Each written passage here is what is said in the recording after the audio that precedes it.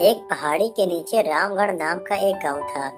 गांव के सारे जानवर हरी घास खाने के लिए सुबह उसी पहाड़ी के ऊपर बसे जंगल में जाते और शाम होते होते घर वापस आ जाते थे।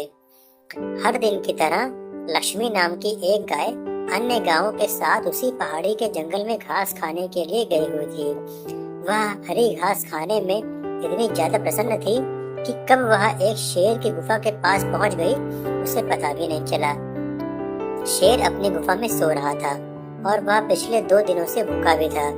जैसे ही लक्ष्मी शेर की गुफा के पास पहुंची, गाय की खुशबू से शेर की नींद खुल गई। वह शेर धीरे धीरे गुफा से बाहर आया और गुफा के बाहर गाय देखकर खुश हो गया। शेर ने मन ही मन सोचा कि आज उसकी 2 दिनों की भूख मिट जाएगी। वह इस तंदुरुस्त गाय का ताजा मांस खाएगा और यह सोचकर उसने एक तेज दहाड़ लगाई। लक्ष्मी शेर की दहाड़ सुनकर डर जाती है।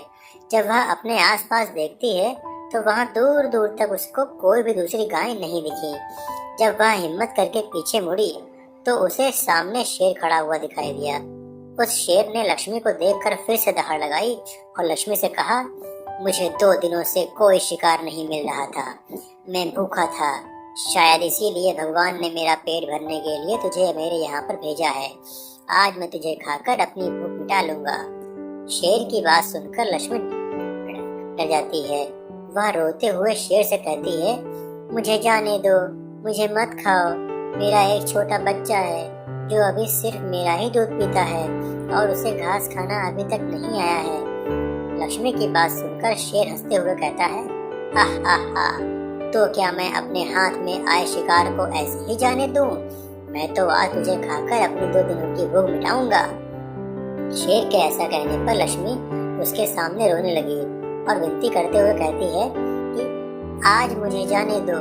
मैं आज अपने बछड़े को आखिरी बार दूध पिला लूंगी और उसे बहुत सारा प्यार करके कल सुबह होते ही तुम्हारे पास आ जाऊंगी। फिर तुम मुझे खा लेना और अपना भूखा पेट भर लेना। शेर लक्ष्मी की यह बात मान जाता है और धमकी देते हुए कहता है कि अगर कल तू नहीं आई तो मैं तेरे गांव आऊंगा, फिर तुझे और तेरे बेटे दोनों को खा जाऊंगा।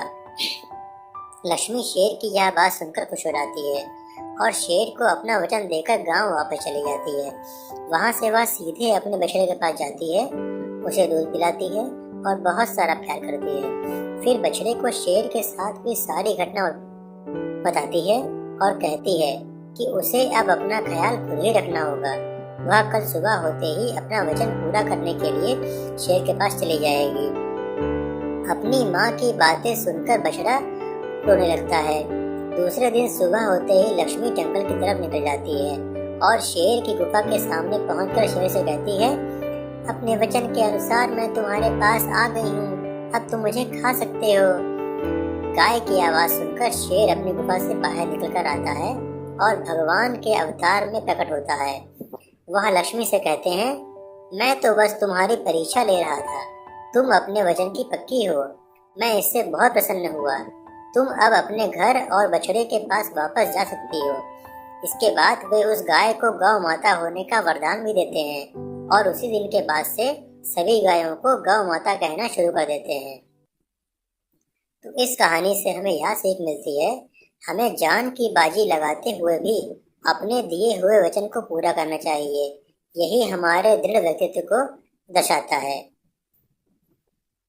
अगर आपको ये कहानी अच्छी लगी हो तो हमारे वीडियो को लाइक कीजिए, कमेंट कीजिए, शेयर कीजिए और हमारे चैनल को सब्सक्राइब कीजिए। धन्यवाद।